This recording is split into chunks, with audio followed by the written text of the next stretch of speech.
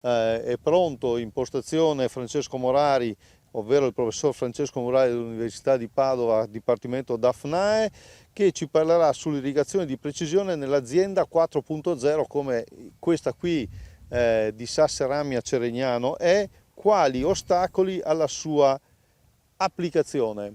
Allora, prego professor Morari.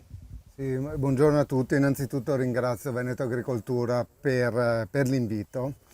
Mi chiedevate quale fosse l'acronimo di DAFNAE, Dipartimento di Agronomia Animali, Alimenti, Risorse Naturali e Ambiente, quindi un dipartimento che vuole includere molti aspetti della produzione agraria.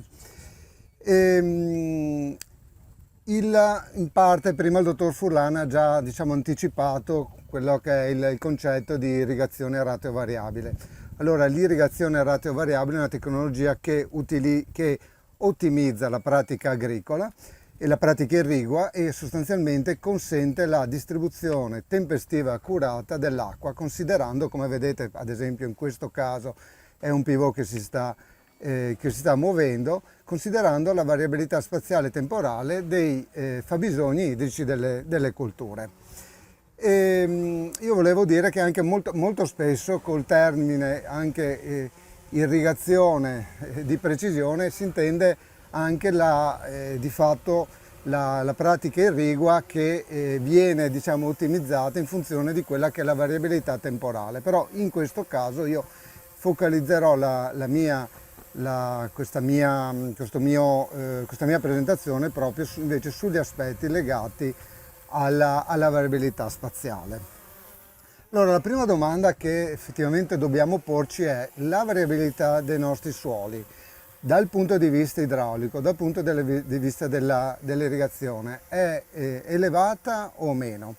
Io vorrei portarvi ad esempio due siti che abbiamo monitorato in passato. Uno è localizzato nella laguna di Venezia, siamo praticamente vicini a Chioggia, e dove gli elementi di variabilità dei suoli sono legati a quella che è stata la pedogenesi di questi suoli, ovvero i diversi fenomeni di sedimentazione e che hanno poi visto la presenza e la deviazione dei corsi d'acqua, e quindi oggigiorno ci troviamo nei nostri appezzamenti, ci troviamo a dover gestire elementi di forte variabilità, come vedete in questo caso sono presenti dei paleoalvei. E nella fotografia a destra, che non so se si veda poi correttamente bene, si può vedere proprio come questi elementi di forte variabilità possono influenzare la produzione. In questo caso il paleoalveo che vedete appunto rappresentato da questa striscia gialla, effettivamente è andato in stress idrico, mentre le zone limitrofe caratterizzate da tessiture invece più fine non hanno avuto problemi di stress. Quindi capiamo come nella bassa pianura, quindi veneta, possono esistere questi forti elementi di variabilità.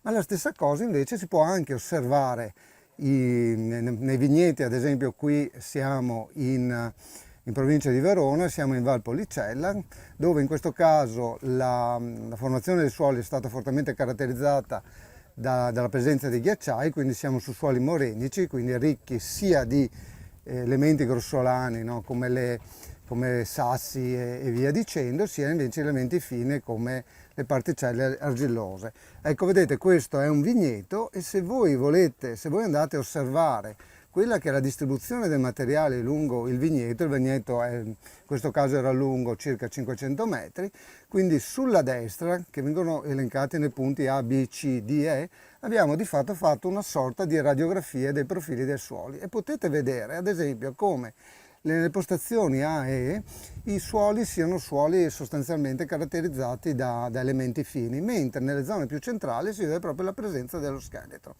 Quindi capite come nei suoli veneti la variabilità possa essere un elemento molto molto importante e di fatto un elemento che può influenzare quello che è la gestione agronomica e più specificatamente irrigua dei nostri suoli.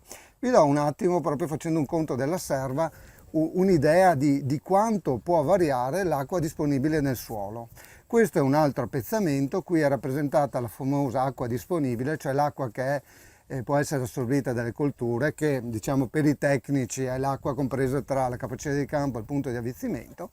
Ora vedete che in questo appezzamento in pochi metri si può andare da un 20% di acqua disponibile a circa un 10% di acqua disponibile.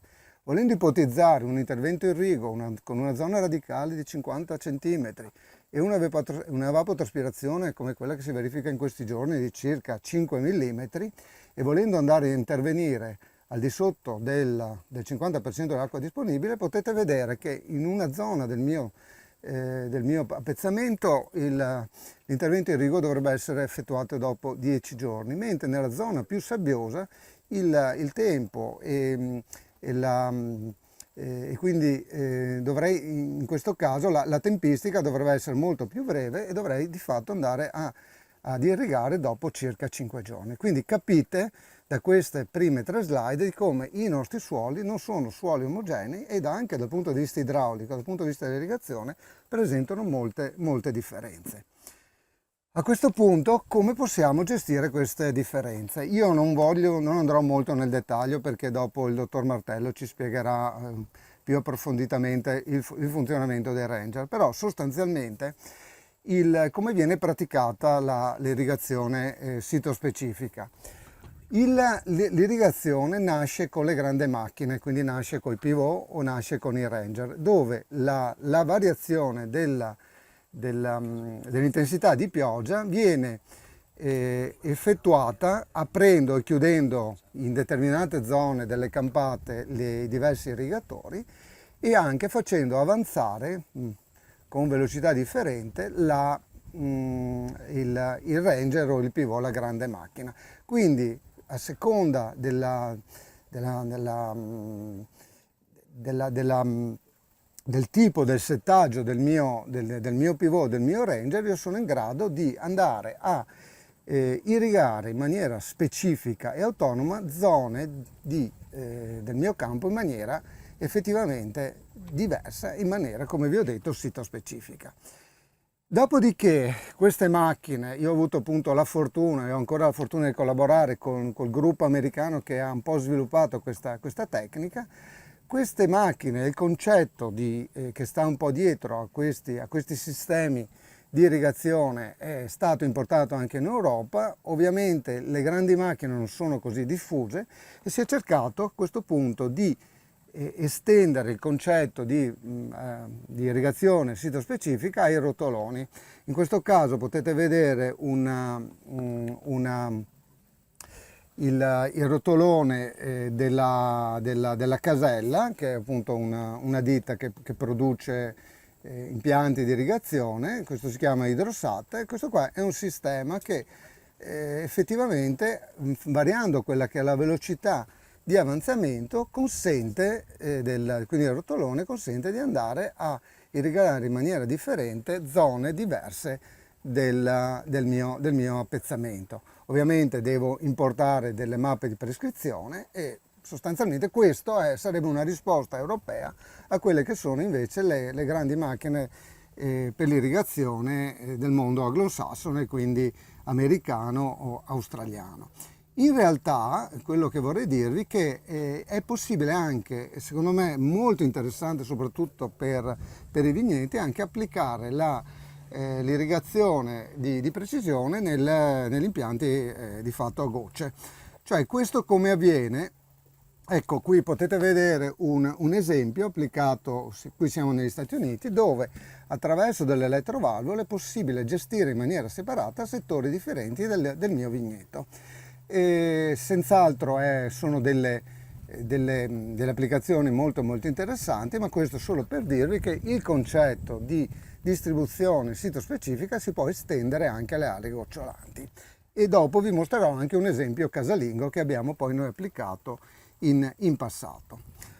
Ora io mi vorrei un po' concentrare su quelle che sono le peculiarità dell'irrigazione di precisione, cioè perché differisce così tanto l'irrigazione di precisione rispetto alle altre tecniche sitospecifiche, come ad esempio la fertilizzazione o la semina di precisione o la lavorazione e via dicendo, perché effettivamente l'irrigazione di precisione è in grado di apportare degli elementi innovativi nuovi. Io di fatto avrei individuato 4 punti. Allora, il primo punto è che soprattutto con le grandi macchine l'irrigazione di precisione riesce a gestire elementi addizionali di variabilità spaziale, cioè non solo legati alle caratteristiche del suolo e al microclima e via dicendo, ma anche proprio a elementi di natura prettamente antropica. In particolare mi riferisco ad esempio, e questo guardate che potrà avere un'importanza notevole poi per la diffusione delle grandi macchine anche nelle nostre aziende, ad esempio posso gestire con lo stesso impianto colture differenti, così posso anche gestire la stessa coltura per stadi differenti di sviluppo, magari semine diverse, semine ritardate e via dicendo. Dopodiché è ovvio che posso gestire elementi non produttivi, ad esempio qui vedete la presenza di strade e via dicendo, non è molto spesso il caso del Veneto, però insomma in giro per il mondo si osservano questo tipo di formazioni, oppure posso anche gestire elementi naturali, cioè nel senso posso avere i miei appezzamenti, posso avere ad esempio, qui siamo negli Stati Uniti, posso avere delle zone umide e posso appunto decidere di non irrigare queste zone non produttive. Quindi capite che in questo senso si declina non solo in termini la variabilità spaziale, non solo quindi considerando elementi naturali, ma anche invece diciamo elementi che dipendono sostanzialmente dalla gestione dell'azienda. Un altro invece fattore che è molto molto importante è che l'acqua è caratterizzata da un'elevatissima variabilità temporale. Cioè le condizioni del suolo variano perché o c'è una pioggia o variano perché si verificano fenomeni elevati di evapotranspirazione e via dicendo. E a differenza ad esempio di quello che può essere il contenuto dell'azoto che io posso andare a gestire in maniera sitospecifica, questa elevata variabilità temporale va poi anche a interagire con delle caratteristiche di variabilità spaziale che vanno a rendere ancora molto più complesso il fenomeno e la gestione quindi di questi aspetti. Tanto è vero che si parla di variabilità spazio-temporale. Allora vi faccio sostanzialmente alcuni esempi.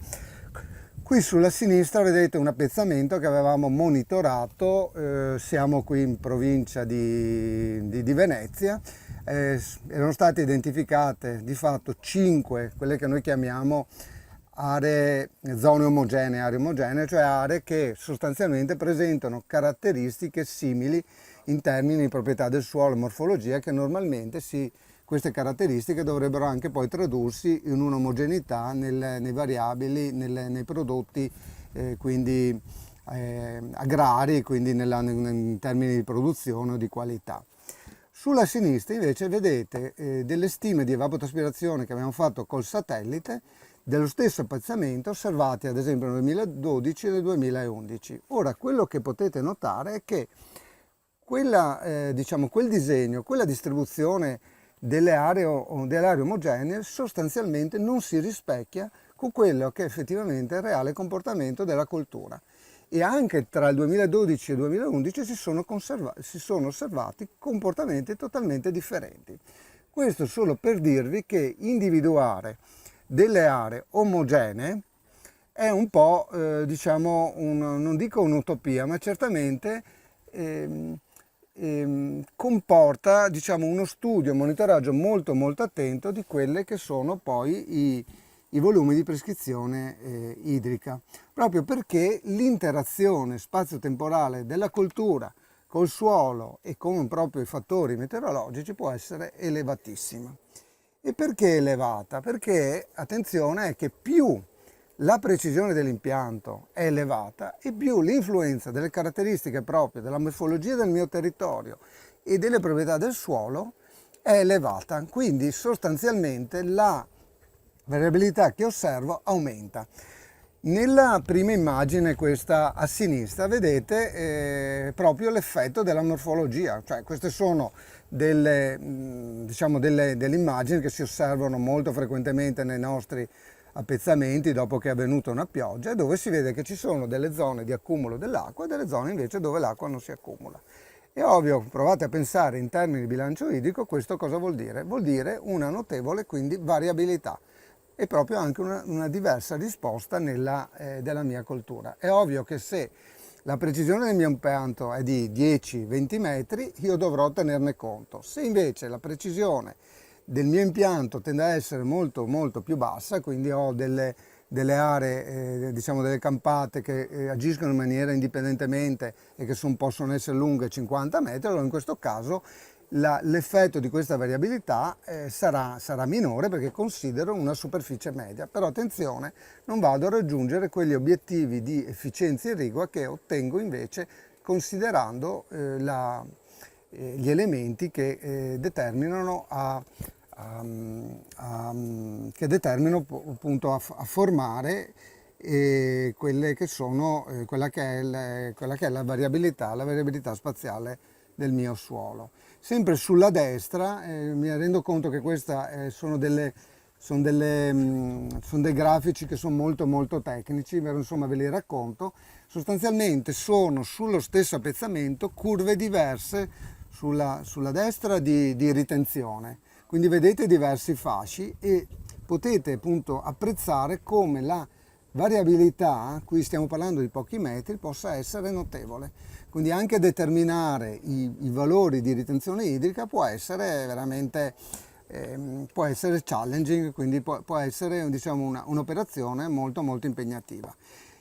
E ancora sulla sinistra, qualora noi dovessimo passare da un sistema di irrigazione che si basa sulla ritenzione, un sistema invece ad elevata frequenza che si basa sull'infiltrazione dell'acqua, qui potete vedere i dati di conducibilità e in questo caso vedete che la conducibilità anche qua può variare di ordini di grandezza. Normalmente si osservano, appunto vi dicevo, queste caratteristiche si osservano normalmente negli appezzamenti, però questo vi dà l'idea di quanto può essere variabile il mio appezzamento.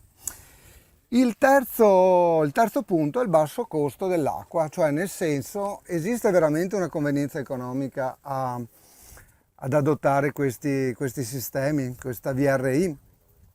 Ora, per rispondere a questa domanda, in realtà vi faccio un po' un esempio. Qui siamo a Pettorazza, siamo a Rovigo, questo è il primo impianto di VRI, questo è un pivot di precisione che è stato installato, che abbiamo installato, devo dirvi, in Italia, grazie a una misura del PSR, la misura 124, e un progetto che si chiama Safe Water in collaborazione con il mio collega Berti e che di fatto ha permesso di iniziare a sperimentare la VRI anche qui in Veneto.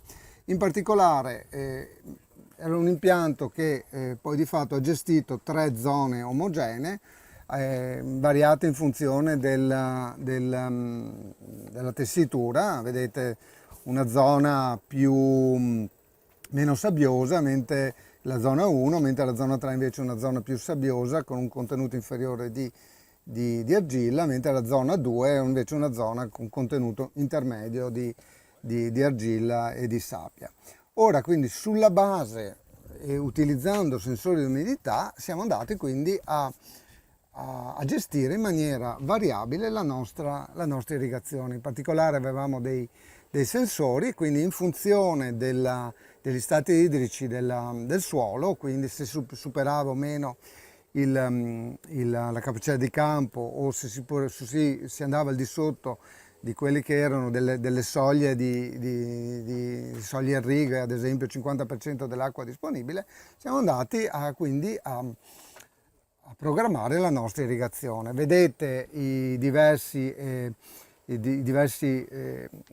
venti irrigui, quindi nelle diverse zone, e vedete nella zona 4 invece era la gestione uniforme dell'irrigazione, proprio perché volevamo un po' confrontare questa diversa modalità di distribuzione dell'acqua. Ora non sto qui a tediarvi particolarmente, però quello che vorrei così farvi un po' osservare è questa tabellina, è un piccolo bilancio economico, quindi la gestione con la VRI e la gestione col pivot. Ora, se consideriamo il costo di ammortamento, la manutenzione, via dicendo, e la PLV, si vede che effettivamente la differenza non è così elevata. Cioè parliamo di una ventina di euro a ettaro. E d'altra parte c'è da dire che in quell'anno là la richiesta evapotraspirativa era così elevata e la piovosità così bassa che di fatto non siamo riusciti a sfruttare quelli che sono i benefici dell'irrigazione di precisione. E un po', sì, questa è un po' una riflessione che bisogna fare, soprattutto c'è bisogno di un po' più di ricerca, quindi la disponibilità di avere, diciamo, dati nuovi e soprattutto, come vedremo, c'è bisogno che questa tecnica non consideri solamente gli aspetti economici, ma anche i benefici ambientali, di cui vi parlerò dopo. L'ultimo, diciamo, un punto di cui volevo parlarvi, per passare poi all'argomento successivo, è che, attenzione, diciamo, il vantaggio di questi impianti, soprattutto delle grandi macchine per l'irrigazione, è che possono avere degli utilizzi complementari. C'è iniziata una ricerca molto molto importante, ad esempio, sull'utilizzo dell'utilizzo di questi sistemi per la fertirrigazione. Quindi poi pensate ai vantaggi di poter entrare anche quando il mais è molto alto e poter irrigare, quindi la possibilità di associare a un'elevata efficienza irrigo anche un'elevata efficienza di utilizzo dell'azoto. Ma pensate anche alla possibilità di utilizzare questo impianto d'inverno, no? D'inverno, quando è possibile distribuire, ad esempio, distribuire dei digestati liquidi e quindi entrare in campo anche in condizioni, diciamo, di non praticabilità per, diciamo, delle macchine tradizionali. Sono degli aspetti molto interessanti da considerare. Io vi faccio vedere, questo faceva sempre parte di quel progetto di cui vi ho parlato prima, ed è abbiamo provato a applicare tecniche di VRA, di irrigazione di precisione con queste manichette, cercando di andare a raddoppiare le linee, le ali gocciolanti. Quindi praticamente vedete sulla destra in questi appezzamenti avevamo problemi di salinità e quindi andando ad aprire e chiudere, quindi andando a variare la distribuzione di acqua, abbiamo cercato di favorire o meno quelli che erano eventuali fenomeni di liscivazione dei sali, o perlomeno di garantire sempre uno stato energetico dell'acqua tale da non provocare effetti di stress idrico alla coltura. In questo caso eravamo particolarmente avvantaggiati perché la variabilità della salinità era sostanzialmente parallela a quella che erano le linee, le file seminate del mais, per cui poteva diventare proprio interessante una gestione, come vi dicevo, molto semplice, non certamente complessa come il vigneto di precisione che avevamo stato prima, ma sostanzialmente comunque una gestione variabile delle ali gocciolanti e quindi di questo sistema di irrigazione a goccia. A questo punto mi accingo verso le conclusioni, per diciamo, riflettere con voi su quelle che sono le possibili, diciamo, nuove strade da percorrere per migliorare le performance dell'irrigazione di precisione. La prima è l'approccio delle zone dinamiche. Ormai ci si è resi conto che non è più possibile ragionare con quelle zone statiche che vi ho mostrato prima. Cioè, in realtà, proprio l'interazione pedo-clima-coltura fa sì che in alcuni anni nei diversi anni le zone omogenee possano cambiare di forma. E qui in particolare vi faccio vedere quello che è un progetto del collega Vellidis dell'Università di Georgia, dove effettivamente si è cercato, attraverso una rete di sensori e applicando quindi questi sistemi VRI, a individuare in maniera quindi dinamica queste aree. In particolare, vedete, è stata creata una rete di sensori che sono collegati tra di loro mediante tecnologia RTK e per cui in maniera istantanea quindi riescono a darmi informazioni sullo stato idrico del mio suolo, e questi sensori sono stati poi inglobati all'interno di un software che gestisce in maniera quindi sito specifica i volumi irrigui, e quindi è in grado anche di andare a variare quelle che sono le zone che dovrebbero essere gestite in maniera quindi omogenea.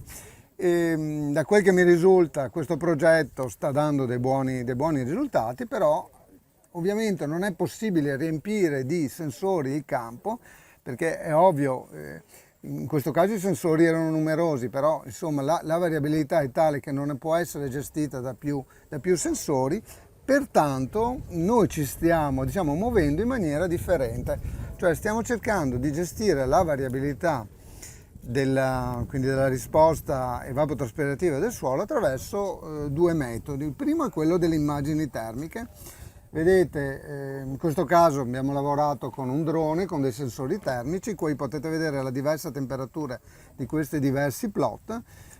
Laddove la pianta stava bene la temperatura era più bassa, invece la pianta in stress dava invece fenomeni quindi dava una risposta e una temperatura molto molto più elevata. Ecco, attraverso diciamo queste tecniche si sta cercando di quindi superare e gestire in maniera sito specifica quella che è appunto la variabilità della risposta evapotranspirativa, e quindi cercare di ottimizzare anche le tecniche irrigue.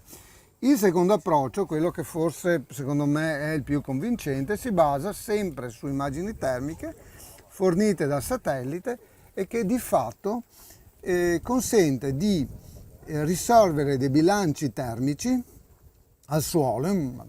Adesso non voglio appunto dilungarmi su quella che è poi la metodologia, ma soprattutto consente alla fine di dare delle stime di evapotranspirazione effettiva, cioè sostanzialmente in funzione di quella che è la risoluzione spaziale dell'immagine termica. Qui vedete un'immagine dell'Landsat, qui si parla alla fine di un 30 x 30 metri, è possibile quindi andare a differenziare la risposta della coltura in termini di evapotranspirazione e per, diciamo, gli esperti del settore andare anche a definire quello che è il coefficiente culturale.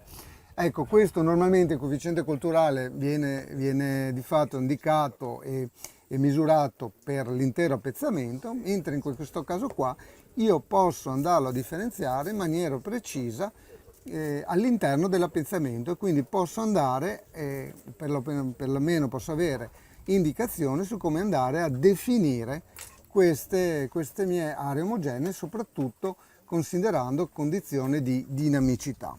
Vi faccio anche vedere un altro approccio che è di una collega del Politecnico di Milano, Chiara Corbari, che di fatto comunque, vedete, si basa sempre sulla risposta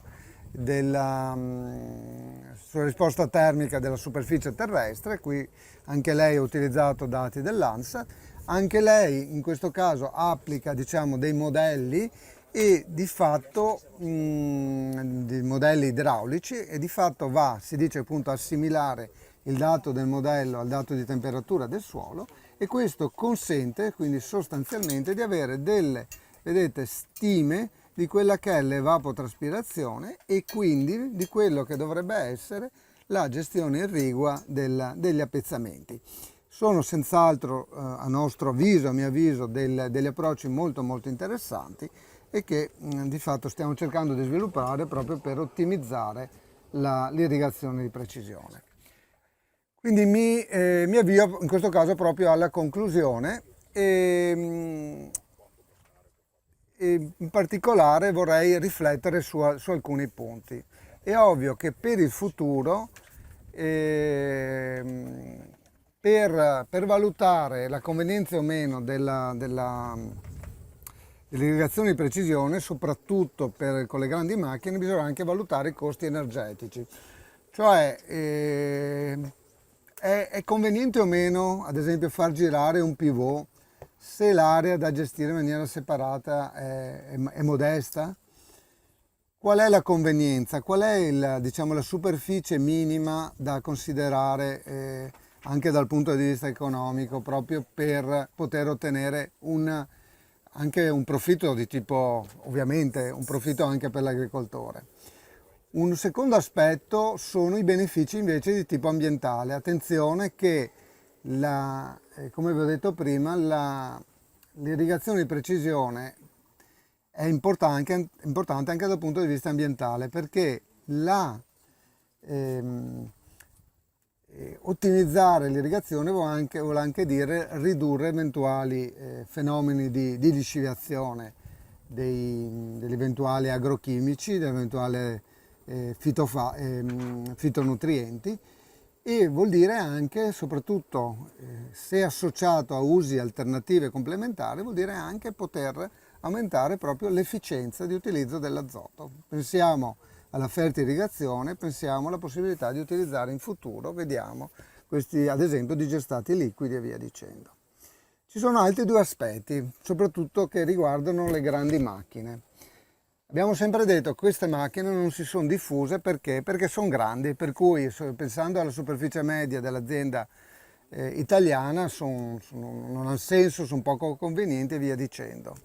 Mi domando se la possibilità di applicare e di gestire in maniera variabile proprio ampie porzioni di territorio non potrà magari rendere conveniente l'utilizzo della macchina anche se l'uso viene diviso tra più aziende. Potrebbe essere un'idea, e alla stessa stregua bisogna anche valutare i benefici a questo punto nell'applicare la tecnica, l'irrigazione di precisione con le grandi macchine anche in orticoltura. Abbiamo visto che è possibile gestire colture differenti, è possibile gestire quindi l'irrigazione di colture differenti, quindi probabilmente potrebbe diventare un'alternativa interessante in futuro anche per questo settore. Con questo io direi ho finito e vi ringrazio per l'attenzione.